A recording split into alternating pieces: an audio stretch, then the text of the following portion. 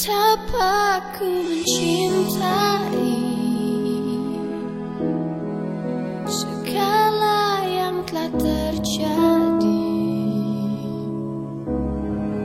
Tak pernah sendiri jalani hidup ini, selalu menyertai. Betapa ku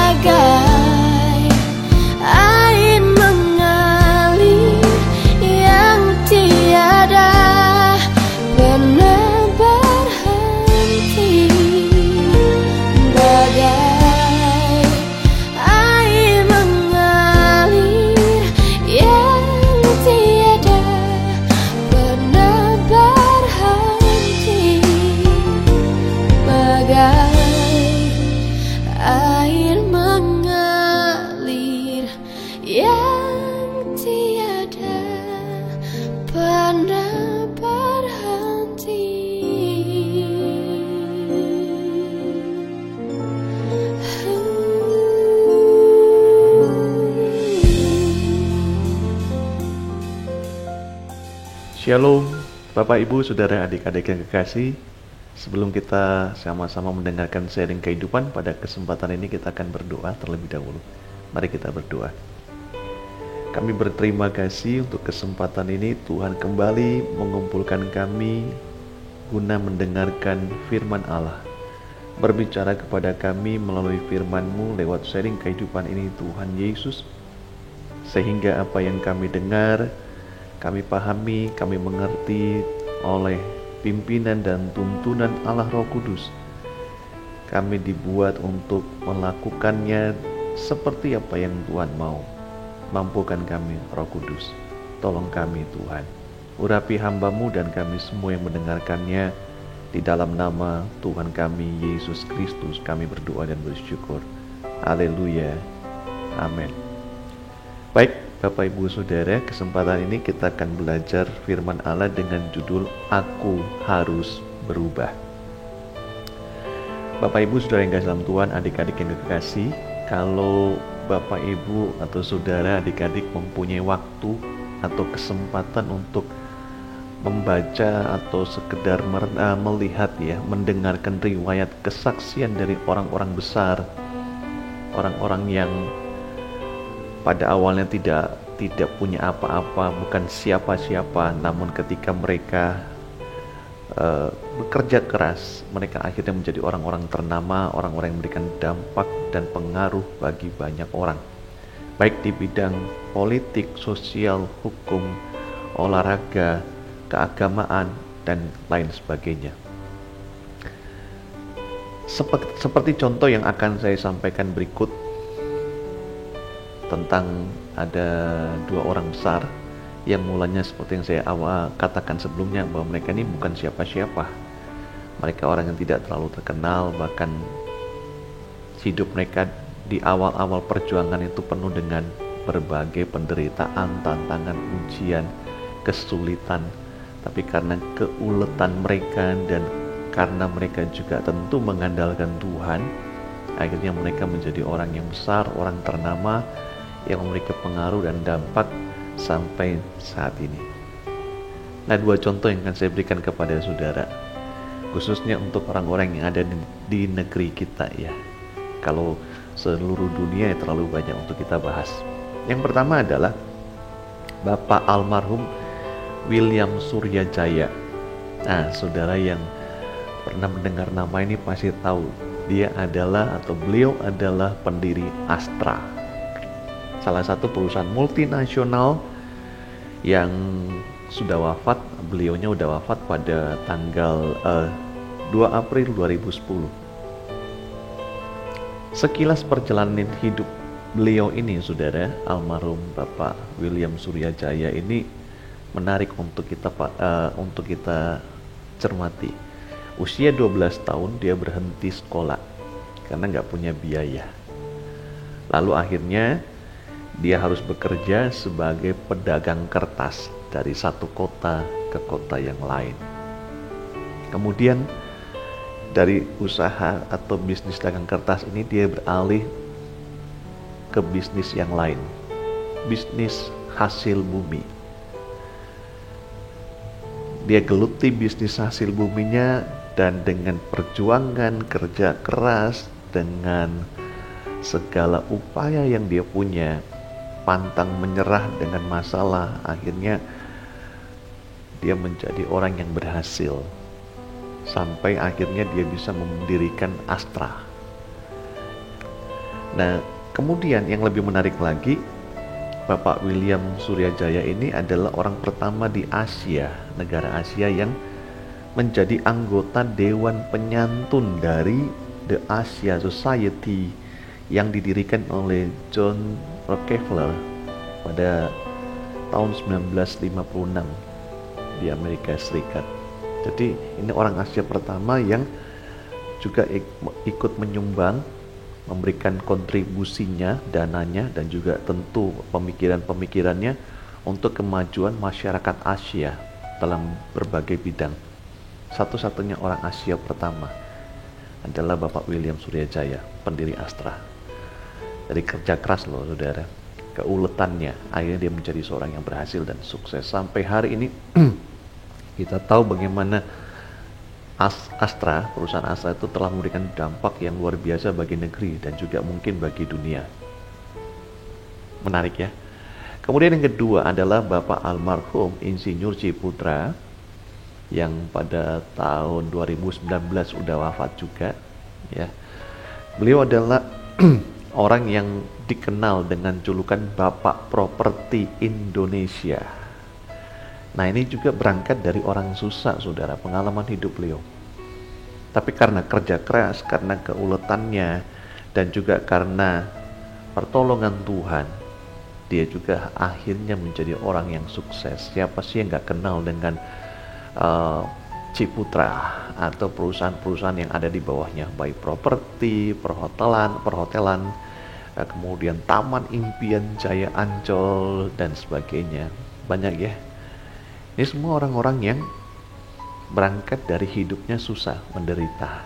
Dan tentu masih banyak lagi contoh-contoh yang lain yang saya tidak bisa sebutkan satu persatu mengingat waktu. Tapi yang jelas begini, bahwa manusia selama hidupnya akan selalu mengalami perubahan demi perubahan. Apalagi kita sebagai orang Kristen. Sebagai orang Kristen, sebagai orang percaya, kita wajib untuk berubah. Saya ulangi, sebagai orang Kristen kita wajib untuk berubah. Kenapa wajib? Karena begini Bapak Ibu, keselamatan yang Tuhan Yesus berikan kepada kita melalui pengorbanannya di kayu salib, itu bertujuan untuk mengubah hidup kita, bukan hanya untuk membawa kita ke surga. Itu finalnya, itu akhirnya. Tapi keselamatan yang Tuhan Yesus berikan kepada kita adalah supaya hidup kita berubah. Apa yang berubah? Yang berubah adalah karakternya, kemudian wataknya, perilakunya, manusia batinianya. Jadi ini semua harus berubah. Berubah kemana? Berubah menuju kepada keserupaan dengan Tuhan Yesus Kristus. Jadi sebagai orang Kristen kita wajib berubah. Karena keselamatan yang diberikan kepada kita tujuannya adalah untuk mengubah hidup kita. Karakter kita, watak kita, perilaku kita, manusia batinnya kita, untuk menjadi serupa dengan Kristus Yesus Tuhan kita. Ini yang menarik. Nah, dalam kitab Injil Lukas pasal yang ke-13 ayat 23 dan ayat yang ke-24 dikatakan demikian.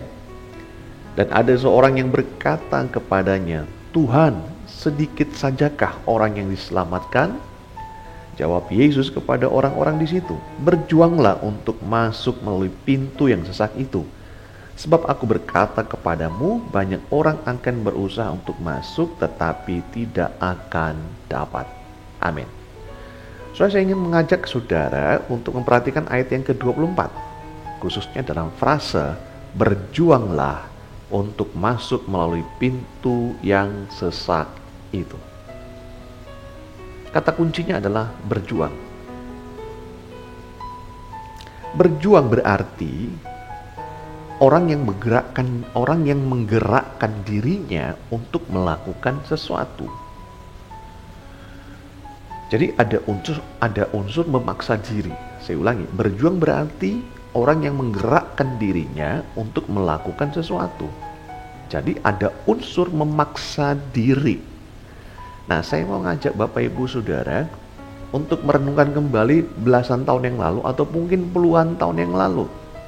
Bagaimana kita duduk di bangku sekolah. Bagi Bapak Ibu yang tentu pernah bersekolah ya. Saya percaya semua saudara yang mendengarkan ini pernah bersekolah. Atau adik-adik yang sekarang sedang berstatus sebagai pelajar. Atau berstatus sebagai seorang mahasiswa. Ya, oke. Ingat gak waktu kita belasan tahun, puluhan tahun, atau sekarang para pelajar, para mahasiswa, saat-saat di mana kita harus belajar di sekolah. Kita harus memaksa diri untuk bangun pagi-pagi. Oke? Kita harus paksa diri untuk belajar. Berangkat ke sekolah, setelah siang kita pulang sekolah, kemudian kita harus mengerjakan PR dan sebagainya.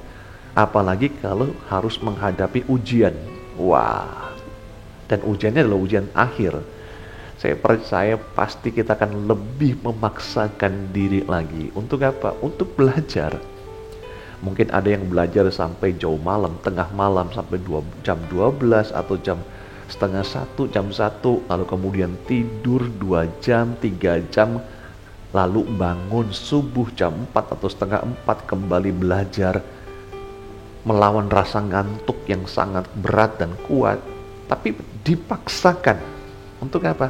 Untuk bisa belajar, supaya ketika nanti ujian Semua soal bisa dikerjakan dengan baik dan nilainya memuaskan, bahkan lulus dengan memuaskan. Jadi ada unsur dipaksa di sini.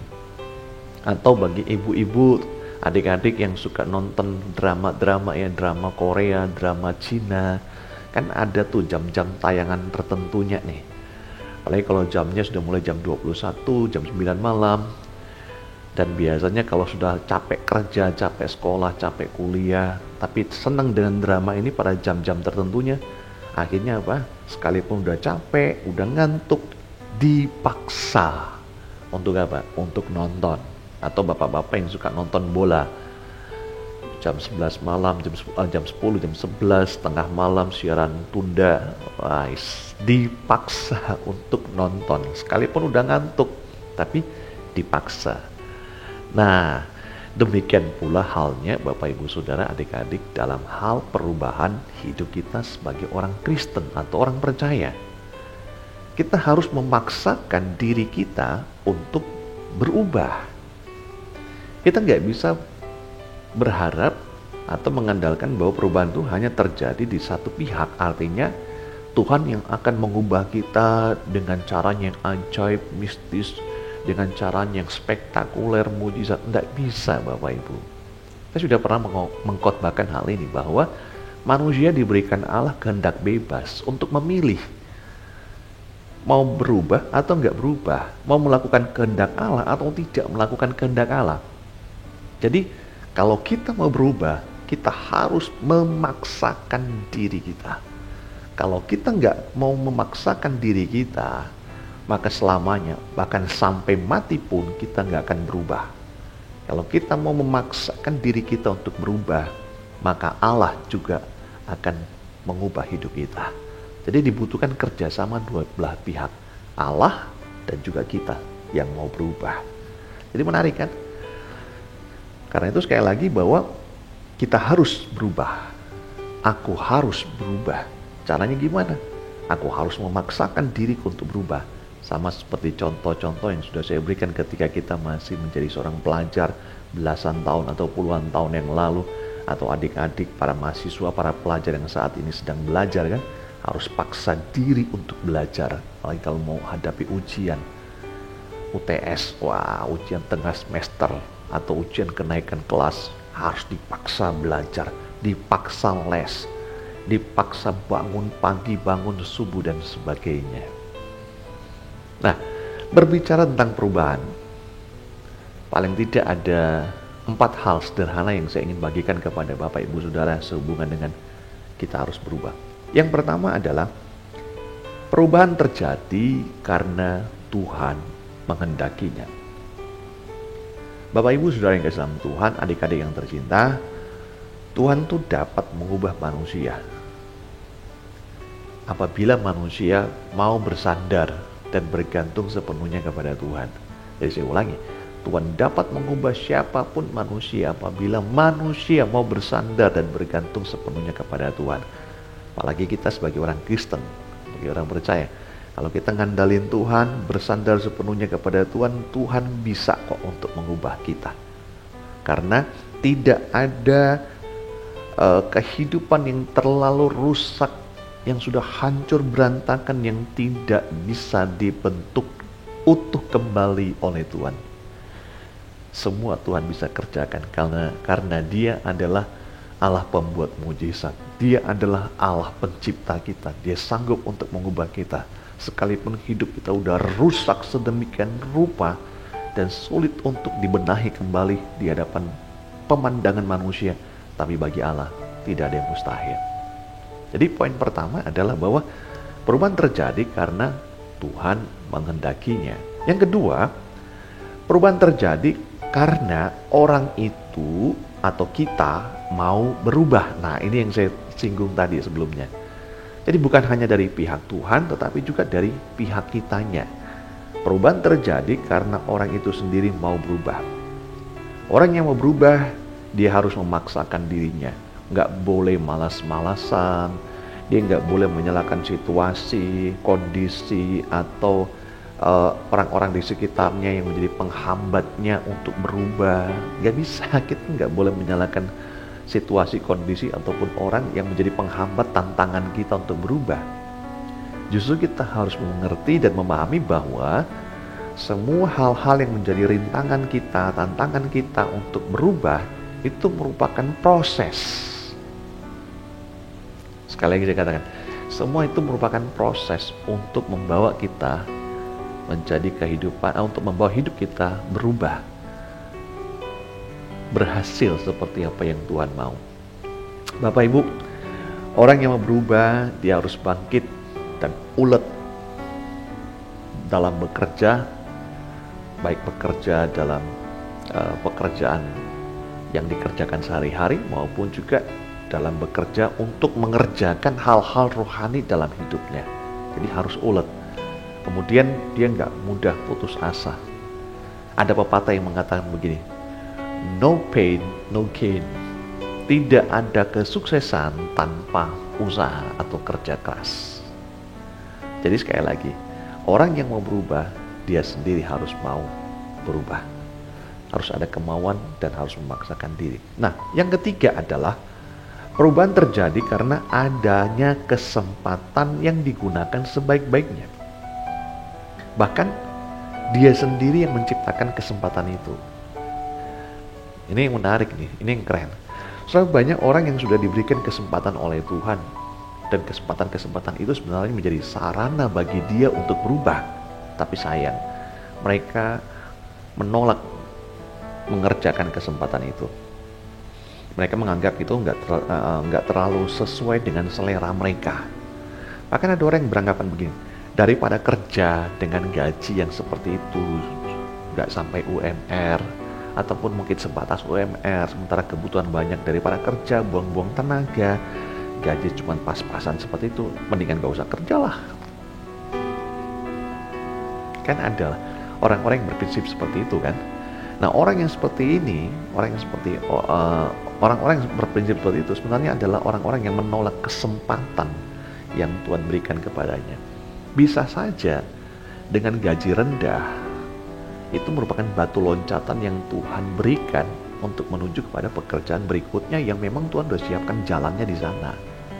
Jadi jalannya melalui gaji yang rendah atau pekerjaan yang tidak menyenangkan bagi dia untuk menuju kepada pintu berikutnya di mana Tuhan akan angkat di sana. Tapi kan banyak orang yang selalu beranggapan, ini gak sesuai lah, itu gak sesuai lah, mendingan di rumah lah, mendingan kumpul sama keluarga lah, dan sebagainya, gak usah kerja lah, buang-buang waktu, buang tenaga, buang pikiran, buang uang. Bapak Ibu sekalian, adik-adik, dengarkan baik-baik. Perubahan terjadi karena adanya kesempatan yang digunakan sebaik-baiknya. Makanya kita harus benar-benar memanfaatkan setiap kesempatan yang ada. Peluang-peluang kecil yang kita tahu ini, momen ini, kesempatan ini, kita kerjakan dengan baik. Karena bisa jadi itu merupakan pintu awal di mana Tuhan akan membuka pintu-pintu kesempatan berikutnya.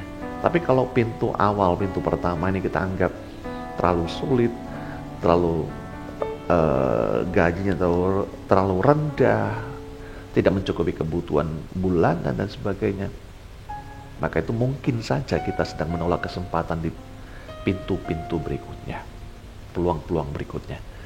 Yang keempat, perubahan terjadi karena adanya orang-orang di sekitar kita yang dipakai Tuhan untuk mengubah kita. Nah, tadi saya katakan bahwa jangan salahkan situasi, jangan salahkan keadaan, bahkan jangan salahkan orang lain yang mungkin menjadi penghalang untuk kita berubah. Justru hal-hal seperti itulah yang dipakai Tuhan untuk memproses hidup kita berubah seperti apa yang Tuhan mau. Bapak Ibu Saudara, di puncak kesuksesannya, Bapak William Suryajaya, pendiri Astra tadi, berkata begini, keberhasilan Astra berkat kerja keras semua karyawan dan rahmat Tuhan, bukan karena keberhasilan saya pribadi. Jadi ternyata Bapak William Suryajaya sadar bahwa dia bisa sukses menjadi orang yang terkenal, perusahaannya bisa berkembang secara multinasional, itu bukan karena dia pribadi, tapi ada karyawan-karyawan. ada situasi-situasi atau kondisi-kondisi yang mungkin itu tidak menyenangkan dia, mungkin itu menyulitkan bagi dia, mungkin itu menjadi rintangan bagi dia, tapi dengan hal-hal itu semua mereka bisa menemukan peluang-peluang yang lebih besar. Mereka justru menjadikan semua tantangan, rintangan itu sebagai tempat pijakan untuk berpijak, untuk naik lebih tinggi lagi, berjejak lebih tinggi lagi. Jadi sekali lagi Bapak Ibu Saudara, ada banyak orang-orang di sekitar kita yang Tuhan pakai untuk mengubah kita. Contoh jauh-jauh, mungkin bagi adik-adik yang sedang sekolah, Tuhan pakai temanmu, sahabatmu, teman sekelasmu, teman sepergaulanmu, teman segerejamu, untuk menjadi orang yang tidak menyenangkan hatimu. Mereka dipakai untuk mencibir engkau, mereka dipakai untuk jutek terhadap engkau, mereka dipakai untuk fitnahin engkau, mereka dipakai untuk ngejahilin engkau, dan itu mungkin membuat engkau, Tuhan kenapa sih orang-orang ini ada di sekitarku? Aku tidak suka sama dia, aku tidak mau bergaul sama dia. Halo, dengar, orang-orang seperti itu bisa jadi Tuhan pakai untuk mengubah dirimu supaya engkau lebih sabar, nggak sombong, nggak merasa diri lebih daripada orang lain, tapi mau bergaul. Nah demikian juga bagi kita Bapak Ibu ya, bisa jadi suami kita, istri kita, pasangan kita, anak kita, orang tua kita dipakai oleh Tuhan untuk menjadi orang-orang yang mengubah perilaku kita. Dengan pasangan kita yang bersikap kasar omongannya, cuek perilakunya, gak mau tahu urusan rumah, atau mungkin orang yang tidak terlalu peduli. Akhirnya itu semua membuat kita sakit hati, jengkel, dongkol, mangkel, marah. Tahu gak saudara, orang-orang seperti itu semua itu menjadi sarana Allah, sarana Tuhan untuk mengubah kita. Dari perilaku mereka muncul hal-hal dari dalam diri kita yang akhirnya Tuhan ingin berkata begini, itu loh, kamu tuh gak sabar menghadapi dia. Aku ingin kamu jadi sabar, pribadi yang sabar.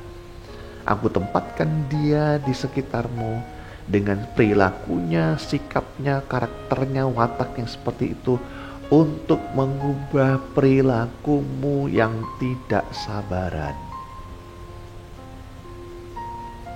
Untuk menyadarkan engkau bahwa engkau juga harus menghargai orang lain. Jangan sok merasa bos di rumah, di perusahaan, atau dalam komunitas.